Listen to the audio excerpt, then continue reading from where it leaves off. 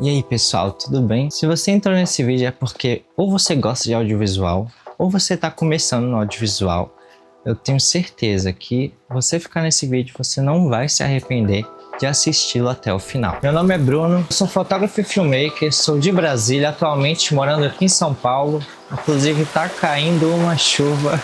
Estou aqui para te ajudar nesse processo e garanto que tudo que eu vou falar nesse vídeo, se eu tivesse escutado isso no início da minha carreira, teria me ajudado muito e eu já estaria provavelmente em outro patamar. Eu vou te entregar aqui todas essas informações gratuitamente e de mãos beijadas. Então, espero que você realmente faça bom uso delas, realmente estude isso que eu vou falar e entenda, né, as formas que você pode aplicar isso na sua vida e no seu profissional. O primeiro passo que eu acredito que é necessário para você iniciar na sua carreira é o estudo. Há uma cultura de que faculdade não é necessário para você crescer caso você seja empreendedor. Eu acho que isso foi entrando na mente das pessoas de uma forma ruim. É necessário separar algumas coisas. Primeiro, por que a faculdade não é necessária?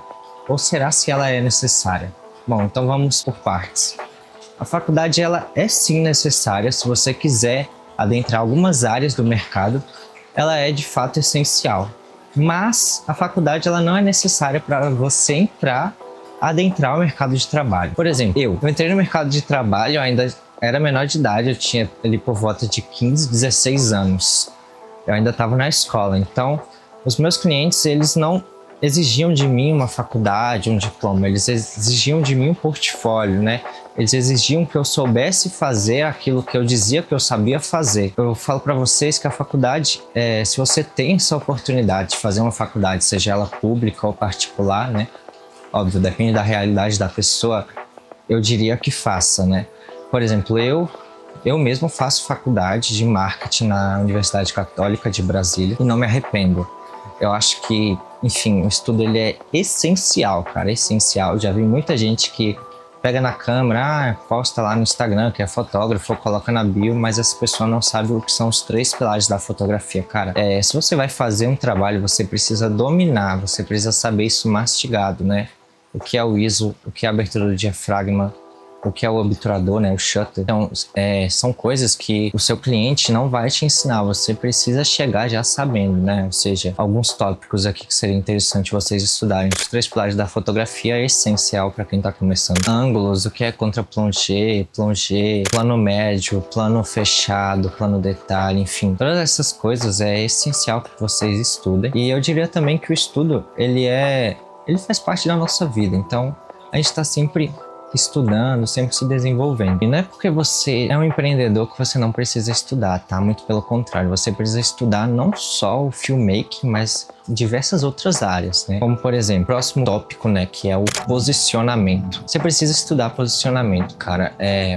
Eu sei que parece clichê ouvir essa frase e tal, mas é essencial mesmo. Porque, por exemplo, né, eu sou fotógrafo e filmmaker de casamentos, eu já fiz muitos casamentos e eu digo pra você, a forma que você se porta num casamento não é a mesma forma que você se porta em uma festa, quando você vai cobrir uma festa ou um evento dessa magnitude, é totalmente diferente. Então você tem que estar bem vestido, você não vai chegar lá de forma espalhafatosa, falando alto, não, você precisa se portar e se vestir adequadamente da forma de que aquele local te pede, compreende? Então, é um evento mais fino, você precisa estar um pouco mais alinhado. Só aquela pessoa que vai defender que a sua vestimenta vai te dar aquilo, cara, de fato, você tá bem vestido te dá um certo conforto, um certo posicionamento. Mas não é só isso, né? Vou te dar um exemplo. Recentemente, antes de vir para São Paulo, um dos meus últimos trabalhos em Brasília, eu fiz um ensaio empresarial, né? Com jornalistas, advogados, enfim. E nesse dia eu não estava muito bem.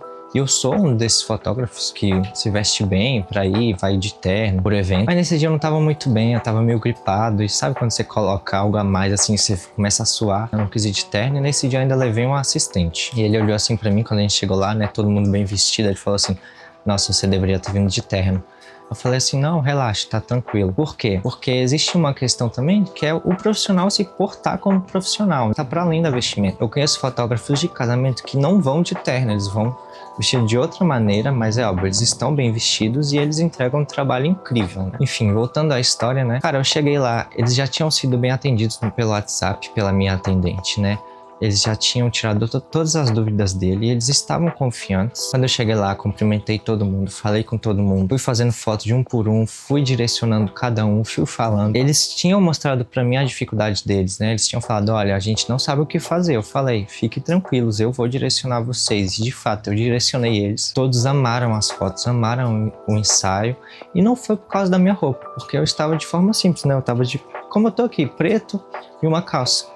Não estava de terno, todo bonito, porque não é só isso. Então é necessário vocês saberem diferenciar isso, tá? Não estou dizendo que você tem que ir de qualquer jeito, eu estou dizendo que tem que ter um equilíbrio, né? Tem que ter um equilíbrio entre o que o evento te pede, como você se veste de forma assim autoral mesmo e como as pessoas vão te ver. Eu acho que é essencial fazer esse balanço, analisar, tá bom? Uma parte essencial assim dessa conversa é a questão dos equipamentos. Eu vejo muita gente, cara, muita gente mesmo. É muito grande esse número de pessoas que olham para o audiovisual e ficam encantadas com câmeras e lentes, e de fato isso é tudo muito legal. E também no Brasil, infelizmente, não vou entrar em méritos políticos, enfim, é tudo muito caro, né? Isso é um fato, ponto, né? Uma câmera é sim 10 mil reais, é sim 4, 6 mil reais, é um fato. Então a gente tem que trabalhar em cima desse fato. Se você tá começando, principalmente se você for jovem, você não vai ter uma coisa chamada linha de crédito. O que é isso, né? Se você é jovem, tá dentro do mercado de trabalho, você ainda não tem patrimônio, você ainda não tem dinheiro, é tudo muito novo. Então o banco, ele olha para você e ele não vai te dar muito crédito, né? Ele não vai te dar, ou seja, limite no cartão, né? Então você tem que procurar alguns meios. Ou você vai trabalhar, né? Juntar esse dinheiro por um tempo para você conseguir comprar o seu equipamento. Ou você vai fazer, sei lá, um empréstimo, né? Se você conseguir fazer no seu nome. Ou você vai pedir para alguém da sua família, enfim. Você vai pedir isso no CPF de outra pessoa, já que o seu não pode. Então, é necessário pensar, sabe? Eu vejo muita gente, sabe? Eu falo isso no fundo do meu coração. Eu vejo muita gente querendo já... Ali no início, a pessoa conheceu tudo agora e já quer comprar uma FX30, que pra quem não sabe é uma câmera muito boa, mas ela é 10 mil reais. Se você ainda não tá faturando nada com audiovisual, cara, não fica nessa neura, nessa tara de, nossa, eu quero aquela câmera e não sei o que, cara. Respira, né? Vamos fazer um planejamento a longo prazo, porque eu sei que isso é caro. Então, você tem condições, você já tá ganhando dinheiro no audiovisual, ou você tem outro trabalho, cara, compre uma câmera mais acessível, compre ali uma ZV-10, cria um kit legal, cara, extraia tudo, o máximo da ZV-10. Entenda isso, você precisa ter uma câmera, tá bom, ela não faz 4K 60, beleza, mas extrai o máximo do HD 120, extrai o máximo que a sua câmera te oferece, faça vídeos autorais, faça vídeos pro YouTube, porque quando você pegar uma câmera que já entrega algo legal, você vai saber manusear ela, você vai saber extrair o máximo dela. Então, eu vejo muita oportunidade de trabalho e eu vejo muita gente trabalhando com câmeras assim inferiores mesmo.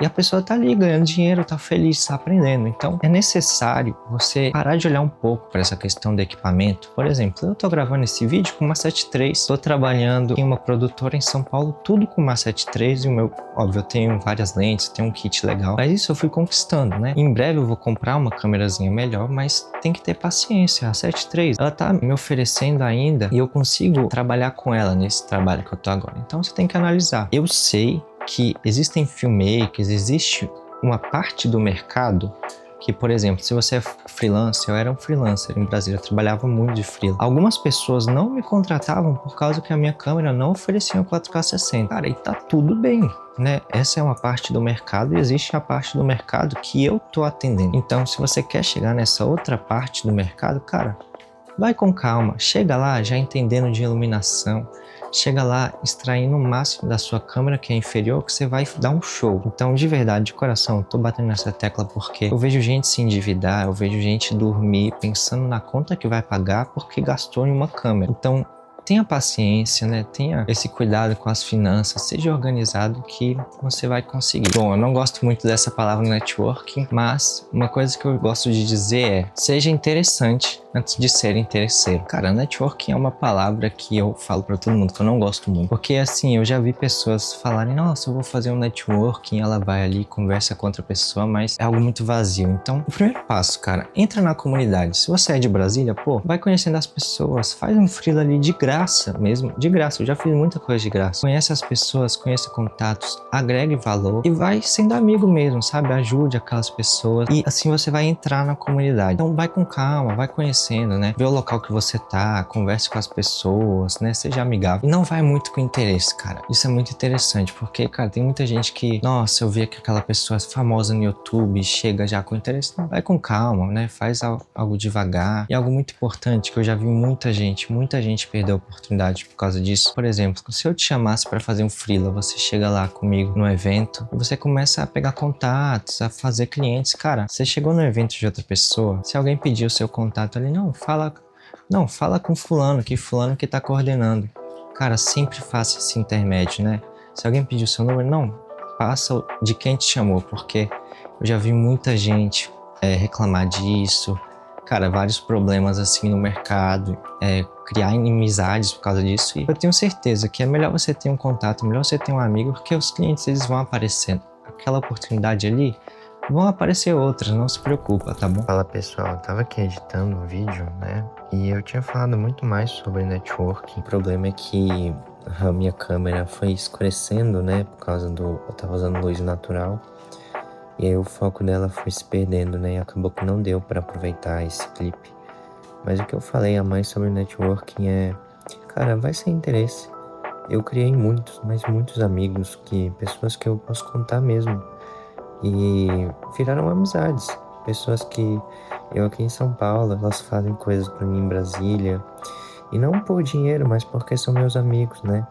Pessoas que se eu ligar hoje por estar chorando ou sozinho, eles vão estar ali por mim. Então, pensa nisso, né? É muito mais do que interesse. E pensando assim também como um católico Cara, ali é uma outra pessoa, pô, ela pode ser influente, ela pode ser o que for, mas existe um outro ser humano ali, um outro ser humano que tem as suas dificuldades, tem as suas mazelas, então é necessário a gente olhar para as pessoas com um olhar mais de caridade, né, e menos interesse, tá bom? Então é isso, essas foram as dicas, pessoal, nesse vídeo. Dei 4 dicas que eu acho que se eu tivesse entendido, se alguém tivesse me dito isso antes, eu teria com certeza crescido muito mais nesses últimos anos. Se você gostou do vídeo, se inscreve, deixa o seu like, deixa um comentário aqui se eu agreguei de alguma forma nesse vídeo, tá bom? Muito obrigado, pessoal.